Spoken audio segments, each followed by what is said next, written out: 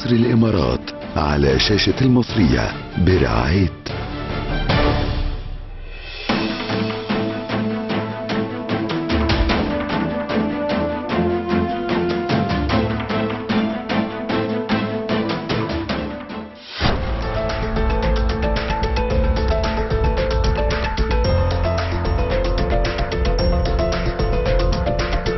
لما بنقول مصر الامارات يبقى لازم نقول النادي المصري في دبي. النادي المصري زي ما احنا شايفين نادي جمهورية مصر العربية في دبي، له اكتر من فرع في اكتر من امارة على ارض الامارات. هو قطعة من أرض مصر، بيحاول إنه يجمع المصريين، يحسسهم إن هم مش بعيد عن أهلهم وبيتهم ووطنهم. طبعا ده بالإضافة لأن أساسا هو الشعب الإماراتي بيحب مصر جدا، بيحب المصريين، بيحبوا كمان يشاركوا المصريين في كل أنشطة المختلفة، بيحاولوا كمان يتفاعلوا معاهم ويشاركوهم في الأعياد المختلفة هنا في رمضان، في الأعياد، في كل شيء، حتى الأعياد الوطنية. الحقيقة كمان النادي المصري بيقدم خدماته مش بس للمواطنين المصريين، لا كمان في جنسيات كتيرة بتكون متواجدة داخل النادي المصري.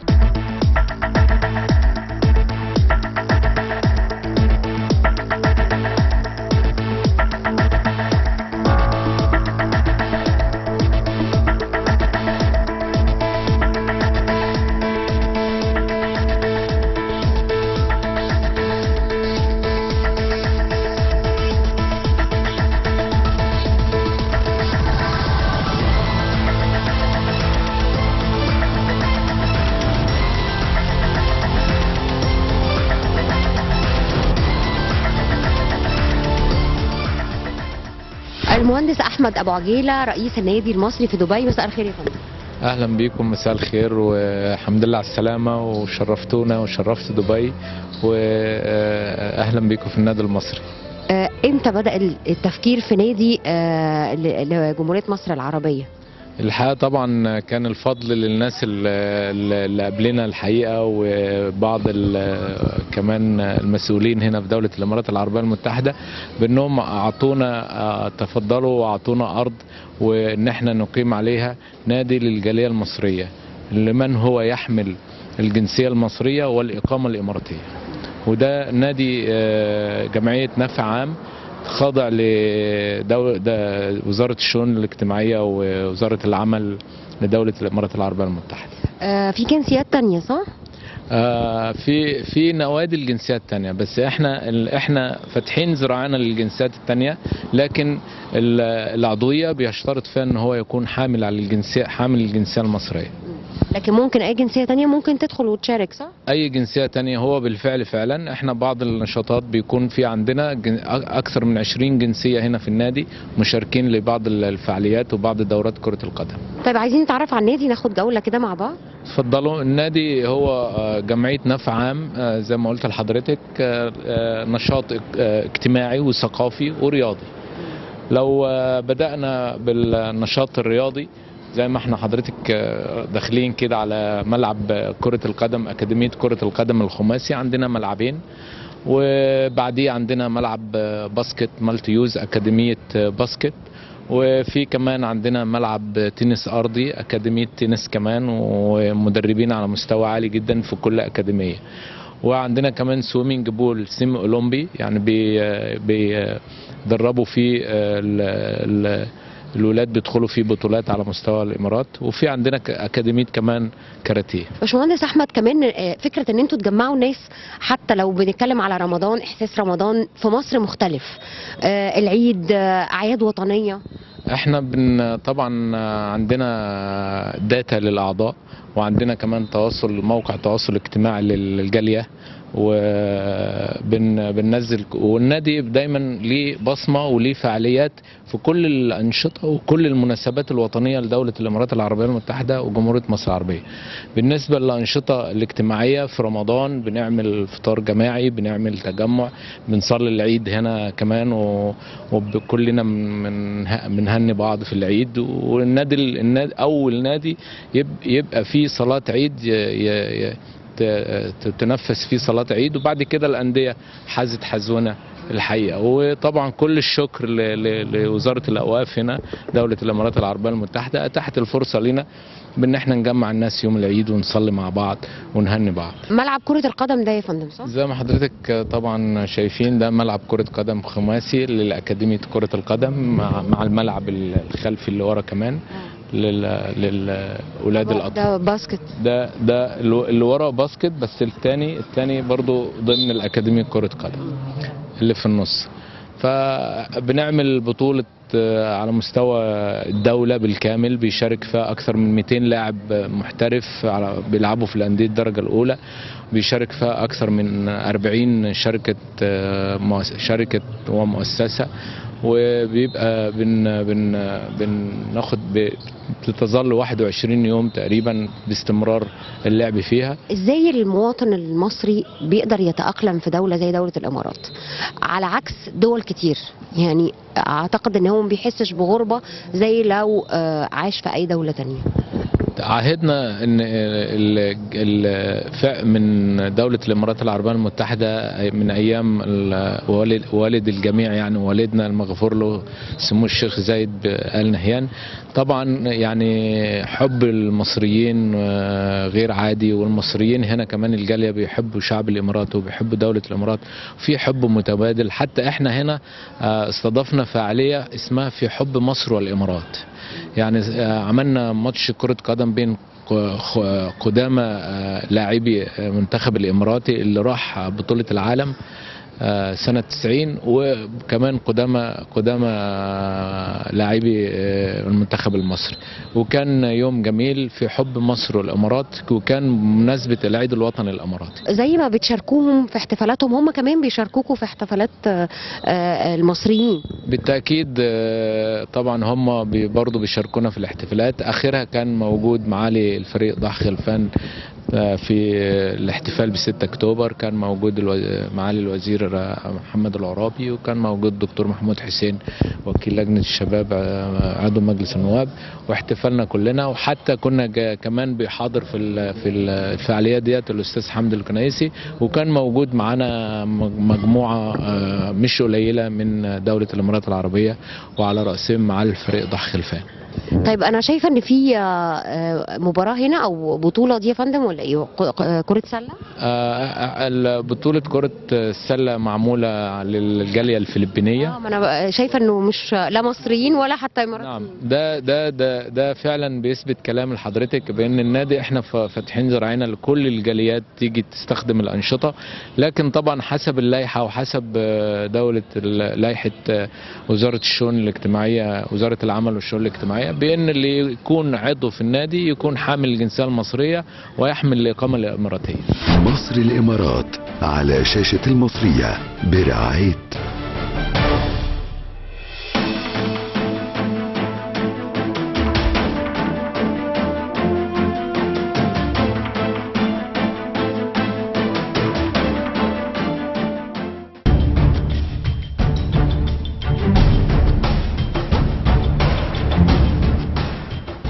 صوت الشعب، بوابة إلكترونية إخبارية شاملة، ننقل الخبر من مصدره دون تزييف أو تحريف، نحقق في القضايا التي تشغل بال كل مواطن، نفتح نوافذ الأمل لكل رأي حر وطني شريف، نواجه المسؤولين في مواقعهم لكشف الحقائق، شعارنا المصداقية، وهدفنا أن نكون نبض الشعب.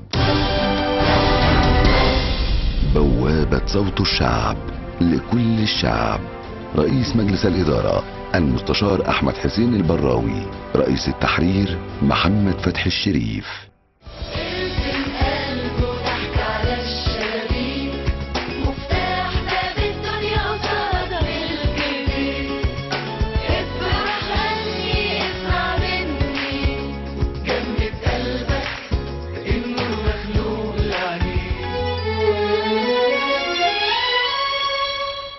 في مركز مجدي يعقوب للقلب كل جنيه بتتبرع بيه مش بس بينقذ قلب طفل، ده بينقذ حياة عيلة.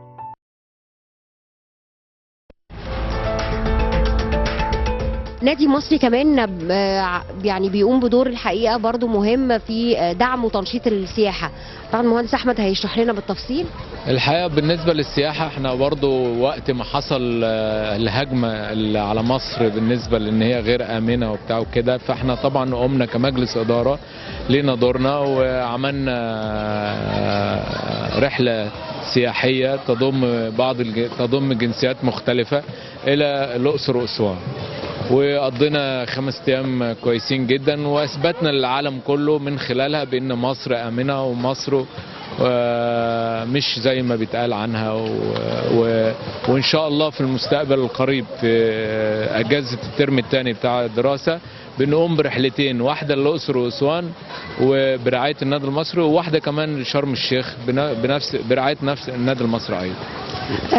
مؤتمرات وندوات الحقيقه برضو بيقوم بيها النادي المصري، واعتقد ان في مؤتمر قريب هيبقى في مشاركات كتيره من مصر فيما يخص الاقتصاد وجذب ايضا الاستثمارات للدوله المصريه.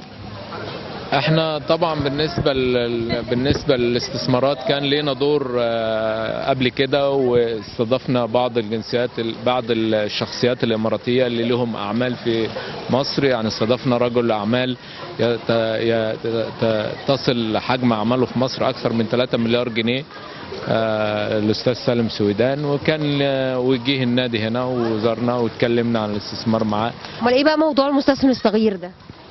المستثمر الصغير الحقيقه كانت فكره طلعها كمان ولد من اولاد النادي، وجاب شغلات معينه وبدا يبيعها لزمايله، فاحنا عملنا فكره المستثمر الصغير، فقلنا عملنا لهم بعض المحلات اللي انت شفتوها حضرتك والاكشاك ديت في النادي في حديقه النادي، قلنا لهم خلاص انتوا تجيبوا حاجات وتجروا فيها، واعطيناهم مده تقريبا اسبوع يبيعوا ويشتروا، ودي حاجه بتثقل الشخصيه، بتعلمهم ازاي الولد ما يخسرش، ازاي يجيب شغله ويبيعها ويكسب فيها، ودي حاجه لبناء شخصيه الطفل.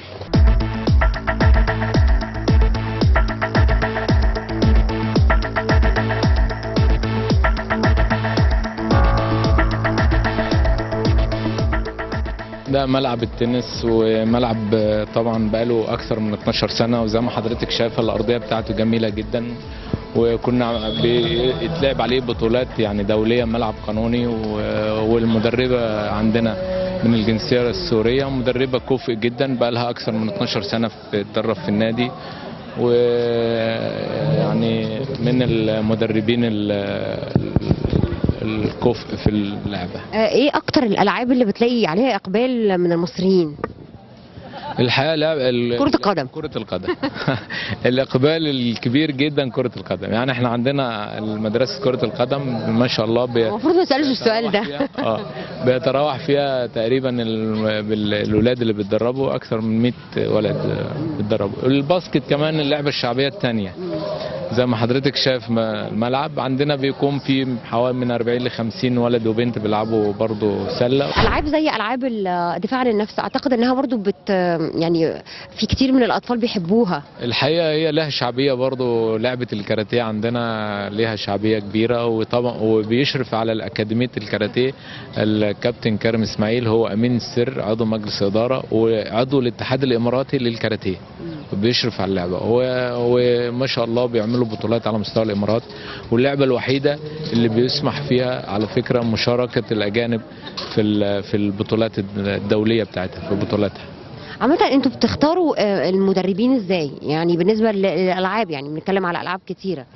طبعا هو اختيار المدرب بيجي نتيجة مع تعارفنا على المدربين والسيرة الذاتية بتاعتهم، وعندنا بالنسبة لكرة القدم الكابتن زامل هليل كان لاعب مصري، لاعب المنتخب العسكري قبل كده، ولاعب نادي الاسماعيلي، وجه هنا بيدرب نادي الوصل، ورئيس اللجنة الرياضية عضو مجلس إدارة، والراجل حتى متطوع للإشراف على أكاديمية كرة القدم، ونفس الطريقة للكاراتيه متطوع، طالما هو عضو مجلس إدارة متطوع.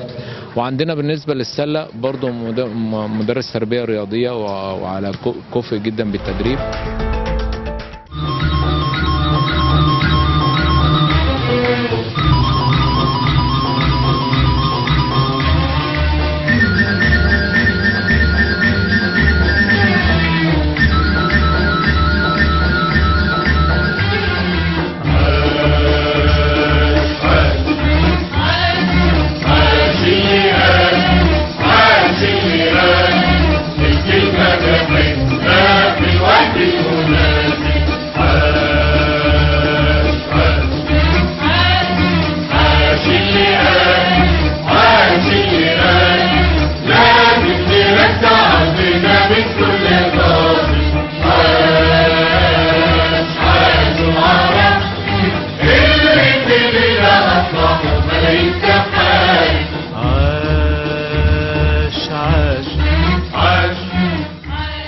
حرب أكتوبر هي ملحمة عبور سطرتها دماء طاهرة على أرض سيناء المصرية لتسترد بها كرامة أمة كاملة كادت أن تفقد ثقتها بجيوشها. فتحية تقدير وإعزاز لقواتنا المسلحة وشهدائنا الأبرار، وتحية شكر وتقدير لكل الدول العربية وفي مقدمتهم دولة الإمارات العربية المتحدة على ما قدموه. الله أكبر، بسم الله بسم الله. إن ذكرى حرب أكتوبر المجيدة تمر علينا سنويا وتحمل معها في كل مرة العديد من المعاني المتجددة، حيث تعد هذه الذكرى المناسبة الأمثل لاستلهام القيم الثرية للشخصية المصرية بجوانبها الحضارية المتعددة.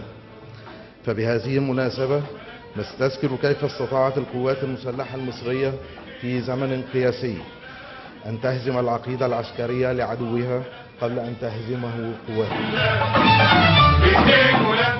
مصر بتواجه تحديات كبيرة لا تقل ضراوة عن التحديات اللي كانت موجودة أيام احتلال سيناء من قبل الجانب الإسرائيلي، وبالتالي روح أكتوبر يجب أن احنا نستعيدها مرة أخرى من ناحية التخطيط ودقة التنفيذ والإصرار على التنفيذ والثقة بالنفس والإحساس بأنه هذه الدولة يجب فعلا أنها تقوم على أصولها مرة أخرى. وأعتقد أن احنا في الطريق الصحيح، وأنا متأكد أن أنتم كلكم تؤيدوا هذا الاتجاه.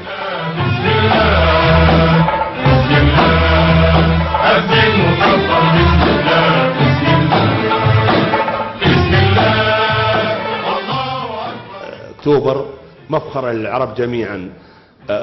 نبارك للمصريين ونتمنى أن كل من يحاول أن يعمل شيء من التشويش ولا الشوشرة على الأمن المصري نقول له أنك تعمل تشويش وشوشرة على الأمن القومي العربي. بسم الله بسم الله وجنود الشعب بسم الله بسم الله بالخط الصعب بسم الله بسم الله وجنود الشعب بسم الله بسم الله بالخط الصعب بسم الله بسم الله. الله أكبر أذن وكبر، الله أكبر أذن وكبر، قول يا رب.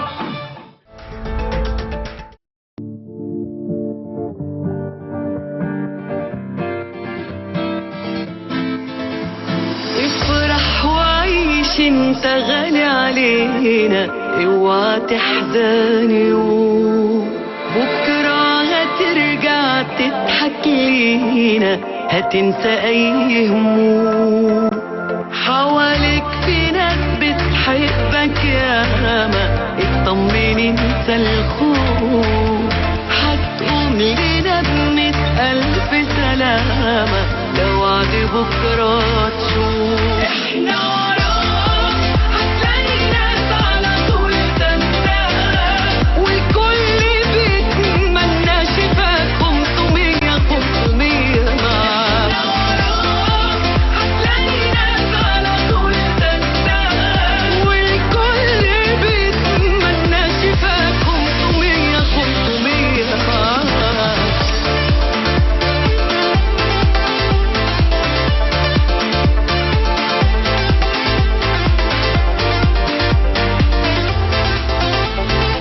افرح وخلي الفرح ده عادة، بتنام وتصحى عليه، بعد الرضا هتلاقي سعادة واللي بتحلم بيه.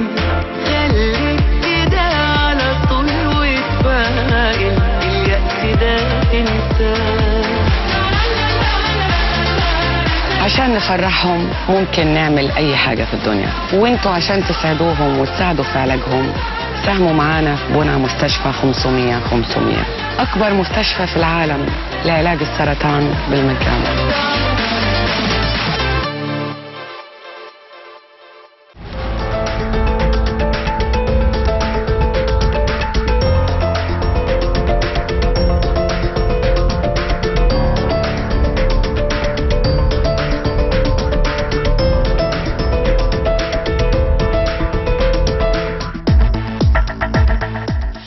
كل الفعاليات الخاصة بدولة الإمارات.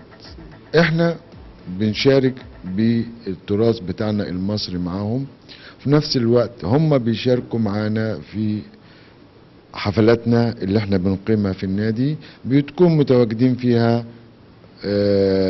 جمعية المرأة الإماراتية، جمعية النهضة النسائية، جمعية سيدات رجال الأعمال الإماراتيين، بيبقوا متواجدين معانا في الفعاليات بتاعتنا ومشاركين معانا. احنا نسيج واحد ما بين الإمارات وما بين مصر. اكتر لعبات معروفه كره القدم هي اللي واخده حقنا يعني. طبعا، لان كره القدم هي كلعبه جماعيه او لعبه شعبيه بمعنى صح. اما اغلبيه الالعاب الفرديه زي الكاراتيه زي الجودو، بالنسبه لنا احنا المشكله حاجه واحده، ان ولي الامر بيبقى عايز ولاده يمارسوا كل الانشطه، بيبقى عايزينه قدم وعايزينه كاراتيه وعايزينه سباحه. صعب اكيد. بالظبط، صعب لنقطه معينه ان اغلبيه الانشطه بتبقى اخر الاسبوع، لان طول الاسبوع شبه كل مشغول، فيبقى خميس وجمعه وسبت. الكاراتيه بتاخده كباور لجسمه، القدم بتاخده كنشاط شعبي، او الولد نفسه هو اللي حبه، يعني ممكن يكونش له رغبه قوي في الكاراتيه، له رغبه في القدم اكتر، ولكن والدته لا عايزاه يلعب كاراتيه. طب يا ستي لازم يكون حابب الشيء اللي هو داخله علشان يقدر يديله. تقول لا بس هو بيلعب قدم، بس لو ما لعبش كاراتيه مش هخليه يلعب قدم. طب ده مش منطقي يعني. ده بالنسبه للاعب يحبب ان هو يكون طبيعي. نادي هنا بقت في مشاركه بين الاماراتيين والمصريين، فما فيش فرق بيننا وبينهم، لدرجه ان لهجه واحده والاسلوب واحد والكلام واحد. فخلاص يعني زي ما تقولي حصل اندماج. فده الشيء اللي هي دي العلاقه عامه بين مصر والامارات بالظبط، وشيء جميل جدا، وهم يتحبوا واحنا كمان بيحبونا، ولغتنا سهله بيفهموها بسرعه، بيكلموها كمان بيكلموها. انا بشكر طبعا التلفزيون المصري اللي هو رائد الدراما ورائد الفن والابداع، واهلا بيكم في دوله الامارات. والنادي المصري طبعا بيرحب بيكم، والنادي ده ياما خرج اطفال وشباب برضو عملوا اعمال دراميه، يعني انا ما انكرش عن كده. مصر الامارات على شاشه المصريه برعايه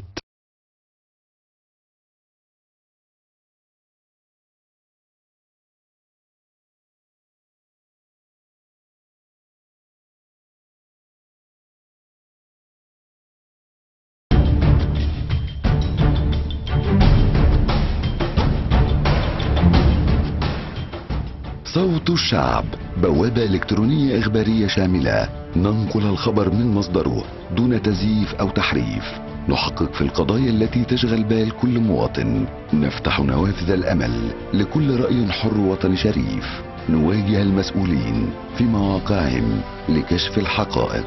شعارنا المصداقية، وهدفنا أن نكون نبض الشعب. بوابة صوت الشعب لكل الشعب. رئيس مجلس الإدارة المستشار أحمد حسين البراوي، رئيس التحرير محمد فتحي الشريف.